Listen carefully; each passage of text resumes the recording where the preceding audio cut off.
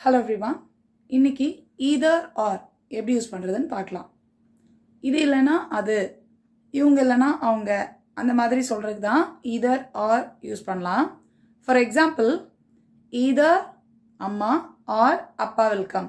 இதோட அர்த்தம் ஒன்று எங்கள் அம்மா இல்லைன்னா எங்கள் அப்பா வருவாங்க அப்படின்னு சொல்கிறதுக்கு தான் either my mom or my dad welcome அப்படின்னு சொல்லலாம்.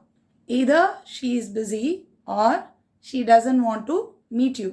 ஒருவேளை அவள் ரொம்ப பிஸியாக இருக்கலாம், அப்படி இல்லைன்னா உன்னை பார்க்குறதுக்கு விருப்பம் இல்லாமல் இருக்கலாம். You can either call or text me. ஒன்று எனக்கு கால் பண்ணு, அப்படி இல்லைன்னா மெசேஜ் அனுப்பு. The package will arrive either today or tomorrow. Package இன்னைக்கு இல்லைன்னா நாளைக்கு வந்துடும். I want either coffee or tea. எனக்கு காஃபி இல்லைன்னா டீ கொடுங்க.